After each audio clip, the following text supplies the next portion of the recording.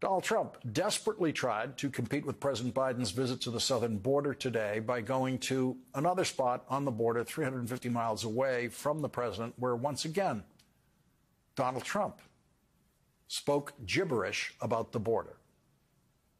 Millions of people from places unknown, from countries unknown, who don't speak languages. We have languages coming into our country. We have nobody that even speaks those languages. No. We have people in this country who speak every language. And then Donald Trump added this lie about the people who are crossing the southern border. These are the people that are coming into our country, and they're coming from jails, and they're coming from prisons, and they're coming from mental institutions, and they're coming from insane asylums, and they're terrorists. They're being let into our country. And it's horrible. It's horrible. Needless to say, that is not an accurate description of the people crossing the border. He's lying about the people who cross the border and who they are. But at the same time, Donald Trump is doing everything he can to help everyone who is illegally crossing the border now to continue illegally crossing the border. Because Donald Trump ordered Republicans in the Senate and the House to not even allow a vote on a bipartisan border security bill negotiated by our first guest tonight, Democratic Senator Chris Murphy, and Republican conservative senator from Oklahoma, James Lankford. Donald Trump publicly took credit for killing that bill. They're blaming it on me. I said, that's okay. Please blame it on me. Please. And so Donald Trump is saying that as long as Joe Biden is president, which is at least until January 20th of next year, Donald Trump wants everyone who is currently crossing the southern border to continue to cross the southern border. That means, in Donald Trump's own description of the people crossing the southern border, that means he wants terrorists to cross the southern border. He wants drug dealers to cross the southern border. He wants massive shipments of fentanyl to cross the southern border. He wants murderers to cross the southern border. He wants all of those people and things that he describes to cross the southern border that he says he is opposed to crossing the southern border. At the same time, says he's opposed to that. Now, those are the mental challenges that are presented to Trump voters every day, which they fail to comprehend. Donald Trump says people are going to die because the southern border isn't secure, and he wants them to continue to die every single day that he is not president. And Trump voters say, sounds great. So, Trump politicians do exactly the same thing. Trump politicians who take orders from Donald Trump. President Biden described to the Border Patrol officers he met with today what that bill would do. With this deal, we could hire 1,500 additional border security agents, 1,500 additional officers, and between ports of entry. For the last 4 years, staffing has been roughly that, flat, just flat. Agents working overtime, spending long hours patrolling the border, making major sacrifices. And I know it takes a big toll on them and their families. That's why in December I signed a bill finally getting Border Patrol agents what I've been pushed by and reminded by the congressman, overtime pay they deserve. And finally getting overtime pay. I mean, it's ridiculous it took this long. It was long past time, and I was proud to do it, but we need to do more. It's time to step up. It's time to step up, provide them with significantly more personnel and capability. And what you just heard is why the Border Patrol agents who in the past have supported Donald Trump are now supporting the bill Joe Biden wants to sign into law and that Donald Trump wants to prevent from becoming law. The majority of Democrats and Republicans in both houses support this legislation until someone came along and said, don't do that, it'll benefit the incumbent. That's a hell of a way to do business in America for such a serious problem. We need to act. And then Joe Biden made Donald Trump an offer he couldn't refuse. Unless, of course, Donald Trump doesn't really care about the border. I understand my predecessor's legal past today. So here's what I would say to Mr. Trump. Instead of playing politics with this issue, instead of telling members of Congress to block this legislation, join me, or I'll join you. and telling the Congress to pass this bipartisan border security bill. We can do it together. You know and I know it's the toughest, most efficient, most effective border security bill this country has ever seen. So instead of playing politics with the issue, why don't we just get together and get it done? Let's remember who the heck we work for. We work for the American people, not the Democratic Party, the Republican Party. We work for the American people. And here's what Republican Senator James Lankford said about the border security bill that he personally negotiated before Donald Trump ordered him to abandon his own bill. I would also remind folks, during the Trump administration, we also had days of more than 4,000 people that were illegally crossing the border under the Trump administration in 2019, and they were struggling because there's gaps and loopholes in the law. Are we as Republicans going to have press conferences and complain the border's bad and then intentionally leave it open? After the worst month in American history in December, now we've got to actually determine, are we going to just complain about things, or are we going to actually address and to change as many things as we can? Senator Lankford's partner in the negotiations for that bill, Democratic Senator Chris Murphy, said today, the border is a money-making grievance machine for Republicans. That's all. Period. Stop. Keeping it a problem raises them money, drives ratings, helps them win elections. They don't want to fix it. That's why they killed the bipartisan border bill. And I know how difficult it must be for you working on negotiations on legislation like that is so complex and takes so long. And to see it all abandoned just because Donald Trump gave the order. Yeah, it's difficult for the American people because, the vast middle of this country in between the 20-yard lines believes that we should have legal immigration to this country, but they also believe that we should have a secure border. And they know we don't right now when you have 10,000 people crossing on a daily basis. I give a lot of credit to my colleague, Senator Lankford. He actually didn't bow to Donald Trump's pressure. He was one of only 4 Republicans in the United States Senate that voted for the bill. But the reality is, as you said in your opening, that Republicans are allergic to solving the problem at the border. They've become so used to seeing the border as a political problem to exploit that they can't imagine a world in which it's solved. I mean, what would they go on TV and talk about? How would they raise money from their base? What would they do on the weekends if they can't go down to the border, pretend to be border agents patrolling for undocumented crossers?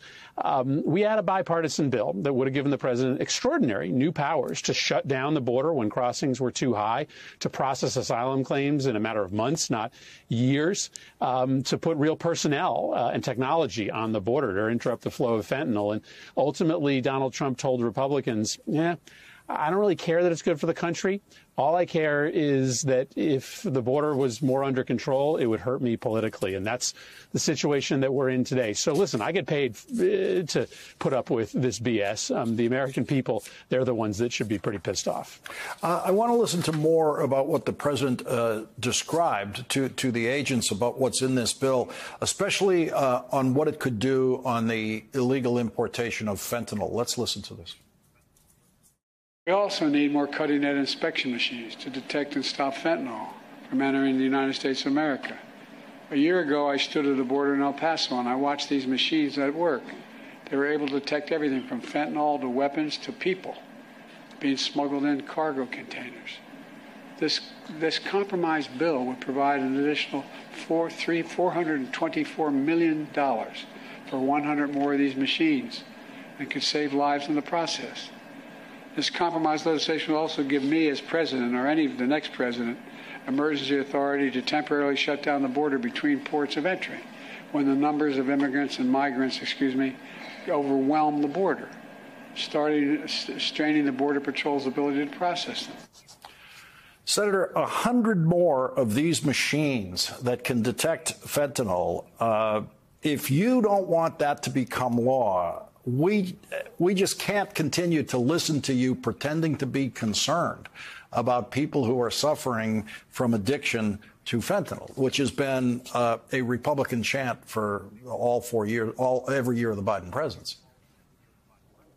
Yeah, I mean, you're exactly right. I mean, Republicans go out there and claim that they care about this fentanyl epidemic. And listen, every single one of us now knows someone who has died of a fentanyl overdose. This is an absolute epidemic. But Republicans are willing to do nothing, not a single thing to solve this problem. They're trying to destroy our healthcare system, rip apart the Medicaid system that provides care for these individuals to try to get them through recovery. And now we know that they're not willing to do anything at the border. The fact of the matter is most of the fentanyl coming into this country comes through the ports of entry, right? These are the places where vehicle travel brings fentanyl through the ports. Right now, we don't have enough machines to do x-rays of all of those vehicles, trucks and passenger vehicles. This bill would have provided the funding to dramatically increase the number of trucks and cars that we screen. We would have tied a noose around the traffickers' business model, but now they will be able to continue to move product into this country because there's no executive order that can invent the money to buy these machines. Only the bipartisan bill could have done that. So Donald Trump just spent the last hour on Fox talking to Sean Hannity at a very peaceful-looking section of the border where there was absolutely no trouble going on in the background there at all. And Donald Trump couldn't even fill the whole hour with his thoughts about the border. He diverted for about 1/4 of the show to talk about abortion and in vitro fertilization and stress that he's completely in favor of IVF, and he's going to figure out some magic formula that the whole country is going to agree on abortion, pretending that he was not the driving force in overturning Roe versus Wade. Yeah, well, the only reason that IVF is under threat today, the only reason that states are banning abortion, the only reason that women's lives are in jeopardy all across this country is because Donald Trump made it his #1 priority to put judges on the bench who would allow states to be able to ban abortion, to control women's bodies. This was the top priority for Donald Trump. He said as such. And now Republicans are coming to grips with the fact that the huge, overwhelming majority of the country does not want judges and male politicians in charge of women's bodies. They certainly do not want IVF to be banned. But that is what Donald Trump set in motion. He was not apologetic about it. He didn't hide it. And it is just too late to walk it back. And let's be absolutely clear. If Donald Trump becomes president again, he will do exactly what he did in his first term. He will appoint to the bench judges that will allow politicians to ban abortion, to ban contraception, and to ban IVF. That is just the 100% truth. He can't run from it. And I don't think people are going to buy it as he and other Republicans try to walk it back.